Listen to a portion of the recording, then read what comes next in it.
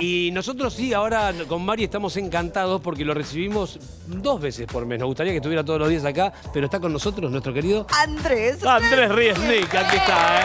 Bienvenido, Andrés. Gracias. Muchas gracias. ¿Cómo andan? ¿Todo bien? Todo muy bien, Andrés. Bueno. ¿Vos cómo andás? Bien, muy contento. Aparte, me divierto mucho. La verdad que vengo acá, recién estaba con el gallego, con Romy, riéndome de todo lo que decían. Qué muy lindo divertido. que la pases bien, porque si la Sí. pasás bien vos acá, quiere decir que del otro lado en casa también la Sí, pasás bien. sin duda. Pero también me da un poco de culpa porque yo traigo las noticias científicas de la semana y la verdad que la primera noticia que traje no es una buena noticia. Entonces me da un poco de... Tipo, bueno, llega Andrés, llega Pero el bajón. ¿viste? la Bueno, vida no claro. es eso. Una La de vida cal y una de es arena, eso, es una claro. de cal Ahí y una va, de me arena.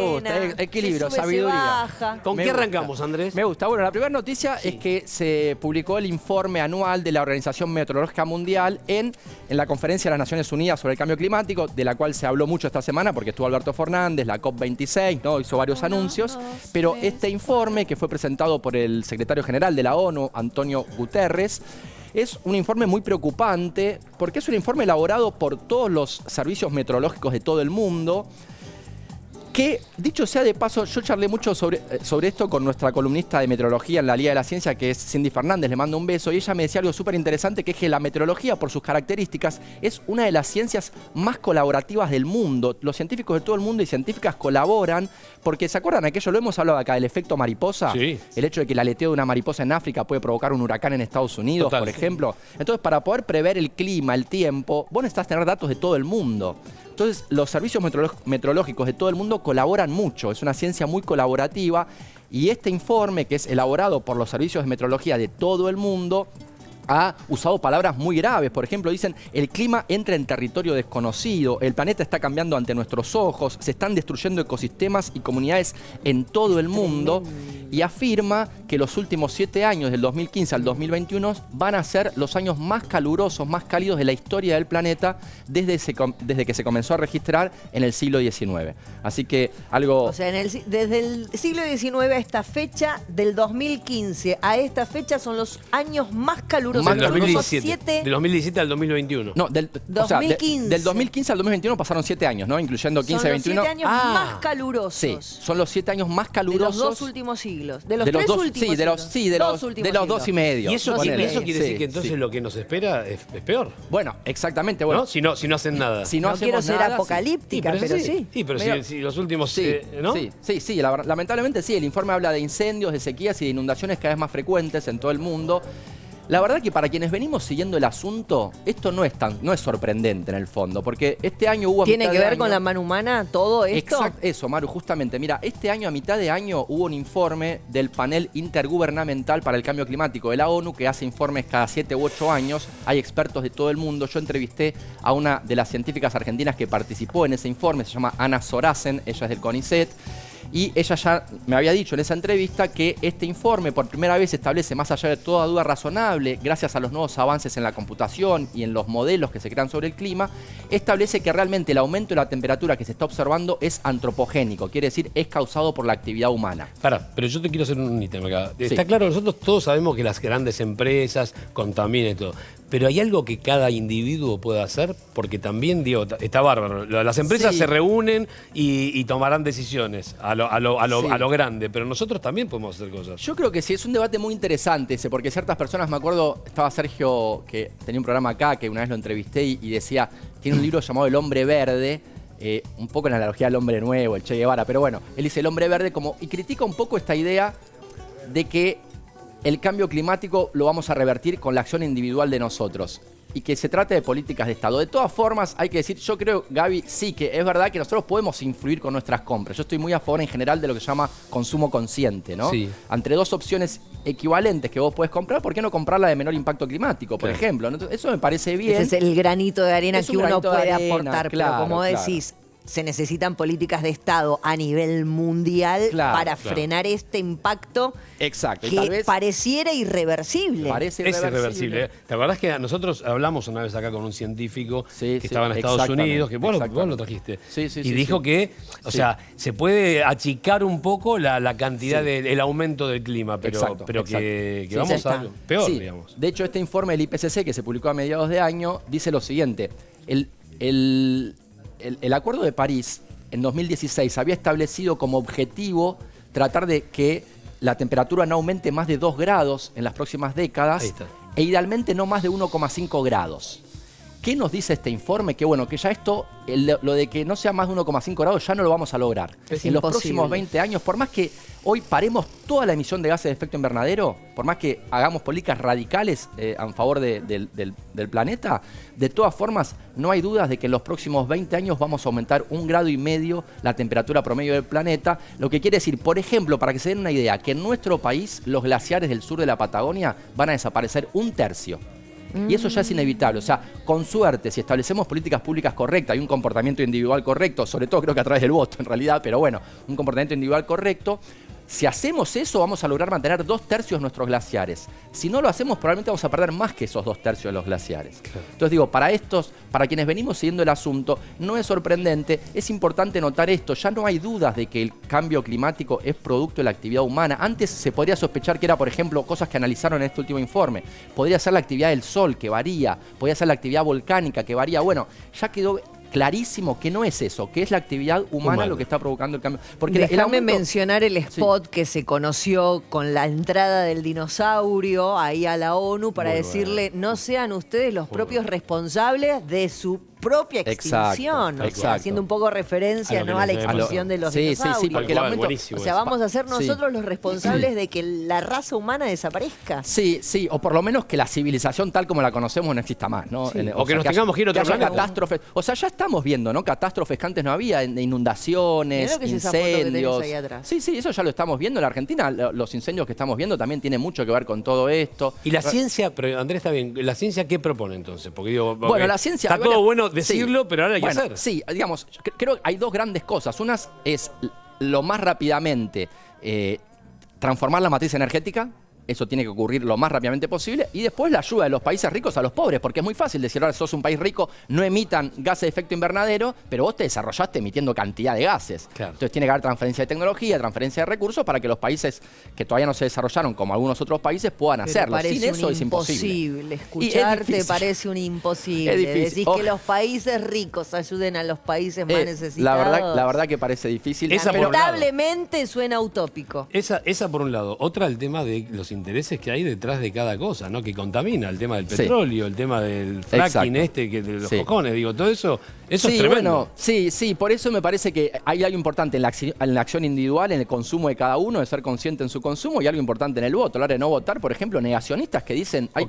No quiero mencionar a nadie porque a usted tampoco le gusta, a mí tampoco hablar en política mucho en este programa, es un programa de otras características, pero la verdad es que había muchos políticos negacionistas hoy en día que dicen que el cambio climático no tiene nada que ver con la actividad humana. De hecho, por ejemplo, un dato para que no se dejen engañar. Es verdad que el 2021 fue un año que no fue especialmente caluroso, este último año, por un efecto llamado La Niña, pero entonces muchos hoy en día negacionistas dicen, no, fíjense que este último año no fue un año caluroso. Bueno, pero son fluctuaciones típicas de fenómenos climáticos.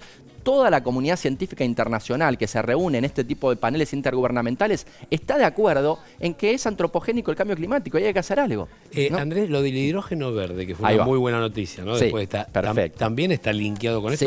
Sí, ayudaría. Bien, vayamos al lado optimista de todo esto porque si no, deprimimos todo. No, lógico, pero pero me parece que va a ayudar. Obvio, vamos a la buena. Vamos a la buena. Una mala. Pero la buena que ayudaría además, ¿no? Sí, a revertir algo. El hidrógeno verde, sí, exactamente. ¿Qué es el hidrógeno verde? Ahí va, vamos con qué es el hidrógeno verde. Miren, yo traje algo que todo nerd ama. ¿Qué es lo que todo nerd tiene en su casa? ¿Saben? No. ¿No tienen idea? La tabla periódica. Sí, la tabla periódica de los elementos. Me lo soplaron. No, yo solo iba a decir el cubo mágico. Esa es buenísima. Es la que usaba Walter White. Ay, por Dios, la odié. La de Walter White. Cada vez que tenía química. Claro, despierta pasiones. Yo soy fanático, como todo nerd, de la tabla periódica, porque es como... Es el universo entero está Esa la trajiste de la escuela técnica, ¿no? Esta la traje de mi casa, me la regaló mi hermano Martín. Le mando un beso. Es la que tengo yo. Yo tengo regalada en la cortina del baño también, un mapa mundi. Tenía una tabla periódica, ahora puse un mapa mundi porque se hizo muy popular. Ya todo el mundo tiene tabla periódica en la cortina del baño y dije, no, yo voy a poner otra y mi hermano me regaló este. Pero bueno, ¿qué es esto, la tabla periódica? Acá están todas las cosas que tocamos, inclusive nuestro cuerpo está hecha de átomos. Ah, mira. Sí. Y no existen infinitos tipos de átomos. Existe una cantidad limitada de átomos que es como si fueran las piezas de Lego, los diferentes tipos de piezas de Lego del cual están hechas todas las cosas. Claro. Que se van Claro, que se van encajando y van formando moléculas, ¿no? Los átomos se juntan y forman moléculas. Ahora, lo que tiene de hermoso la tabla periódica que los nerds amamos es que todos los elementos químicos que existen en el universo están representados en esta tabla. Todos. No. Todo de lo que estamos hechos, hasta nosotros mismos. Por ejemplo, los humanos, ¿de qué estamos hechos? En más del 99% estamos hechos de hidrógeno, de oxígeno, que está por acá, de carbono y de nitrógeno. Claro. No estamos hechos de lo... Eso es fascinante, ¿no? Estamos hechos de átomos de los cuales están hechos todas las demás cosas del universo. Eso es fascinante. Me encanta. Y somos polvo de estrellas. Somos literalmente polvo de estrellas. ¿Por qué? Porque el hidrógeno, miren, estamos hablando de hidrógeno. El hidrógeno es el elemento preferido. Todo nerd tiene un elemento preferido. Sí. El mío no es el hidrógeno, es el helio por otras cuestiones, pero... ¿Cuál? ¿El? No, el helio porque está por acá el helio. A ver solo si acá, unos pocos elegidos. Sí, es raro, porque mi tesis de maestría tuvo que ver con fibras dopadas con helio, entonces le tengo cariño al helio. Okay. Pero bueno, para muchos nerds, el hidrógeno es un elemento preferido porque es un elemento fantástico. Primero es el más simple de todos los elementos. Sí. Es el más liviano. Miren, los átomos están hechos, dejo esto un minutito, los átomos están hechos de protones y electrones. Hay un núcleo y electrones dando vueltas alrededor. El núcleo está hecho de protones. ¿Qué determina el elemento químico?